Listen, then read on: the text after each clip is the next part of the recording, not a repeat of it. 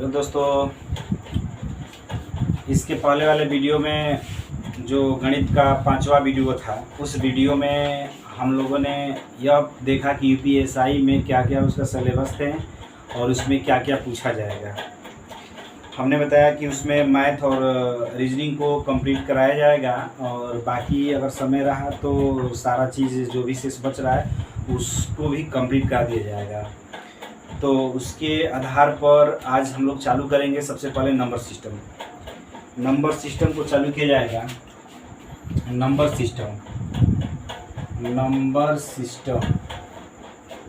System का मतलब होता है संख्या पद्धति।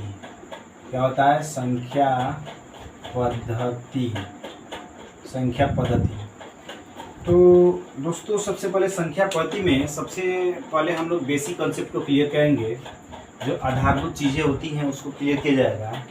नंबर सिस्टम में सबसे पहले हम समझेंगे कि अंक क्या होता है। सबसे पहले यही से शुरुआत होती है। अगर अंक के बाद यदि अंक के बारे में देखा जाए तो अगर हम ऐसा क्वेश्चन करते हैं कि अंक का खोज किसने किया या अंक को सर्वप्रथम खोजा किसने, तो इसका प्रत्यक्ष रूप से प्रमाण तो कहीं नहीं है कि अंक को सबसे पहले खोजा किसने, लेकिन जो भी डाटा उपलब्ध है उस डाटा उपलब्ध पर यह बताया जाता है कि सबसे पहले अंक को मिस्र ने खोजा, तत्पश्चात यूनानियों ने खोजा, उसके बाद अरबों ने, उसके बाद भारत ने, ऐसा माना जाता है। तो इसके आधार पर हम बताएंगे आपको, हम आपको बताएंगे कि अंक क्या होता है। ये तो रहा कि मतलब अंक का श्रेय किसको जाना चाहिए। तो अंक सबसे पहले ऐसा माना जाता है कि सबसे पहले अंक का खोज मिस्र ने किया, ठीक है। और उसके पश्चात को छोड़िए, ठीक है ना। सबसे पहले अंक का खोज मिस्र ने किया और शून्य खोज सबसे पहले भारत ने किया। लेकिन अब हम सबसे पहले समझने के प्रयास करेंगे कि अंक कहते किसे कहें। तो अंक गणित शास्त्र की सबसे छोटी इकाई होती है तो अंक होती है। गणित शास्त्र की सबसे छोटी इकाई होती है तो वह अंक होती है। यानी लिखने के लिए लिख सकते हैं हम लोग गणित शास्त्र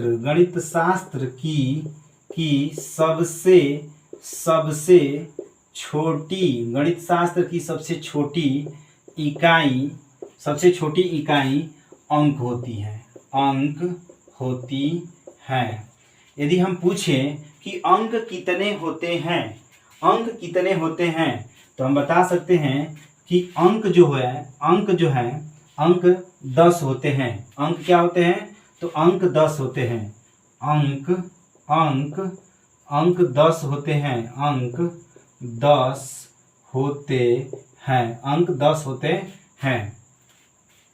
अंक 10 होते हैं।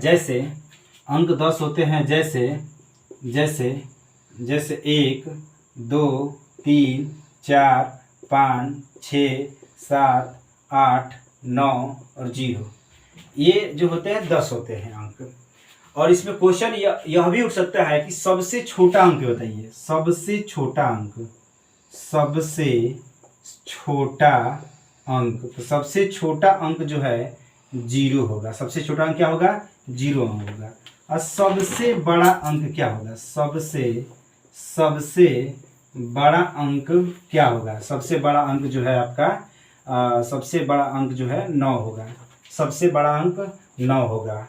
यदि पूछा जाए कि अंकों की संख्या कितनी होती है, अगला पॉइंट इसमें क्वेश्चन हो जाएगा, अंकों की संख्या कितनी होती है। अंकों की संख्या 10 होती है। अंकों की संख्या 10 होती है। तो इस तरह से हम लोगों ने समझा कि अंक क्या होता है। तो गणित शास्त्र की सबसे छोटी इकाई को अंक कहते हैं। गणित शास्त्र की सबसे छोटी इकाई को अंक कहते हैं। अंक कितने होते हैं? तो अंक 10 होते हैं। जैसे 1 2 3 4 5 6 7 8 9 0। सबसे छोटा अंक क्या होता है? तो 0 होता है। सबसे बड़ा अंक क्या होता है? तो 9 होता है। अंकों की संख्या कितनी होती है? तो 10 होती है। ये क्लियर हो गया। अब हम समझेंगे इन्हीं अंकों के गुणों के आधार पर हम समझेंगे कि अंकों के गुणों के आधार पर मतलब अंकों को निम्न भागों में बांटा गया, अंकों के गुणों के आधार पर अंकों को निम्न भागों में बांटा गया। लेकिन उससे पहले हम ये समझेंगे कि अंकों से मिलकर संख्या बनती है। इसके बाद हम समझेंगे कि संख्या क्या होती है।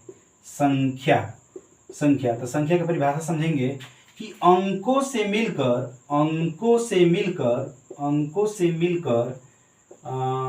संख्या बनती है।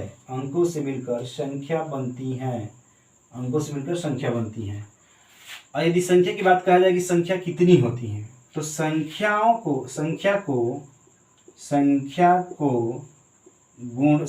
को उनके गुणों के आधार पर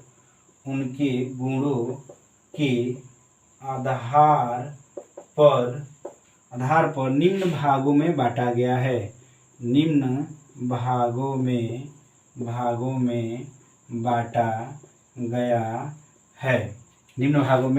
बांटा गया है। संख्या को निम्न भागों में बांटा गया है।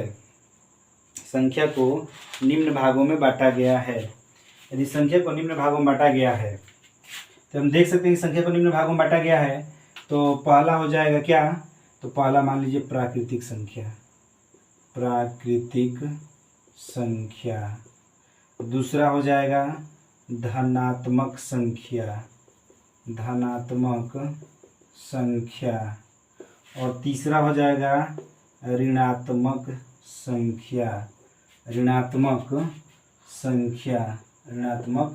संख्या। चौथा जो हो जाएगा पूर्ण संख्या।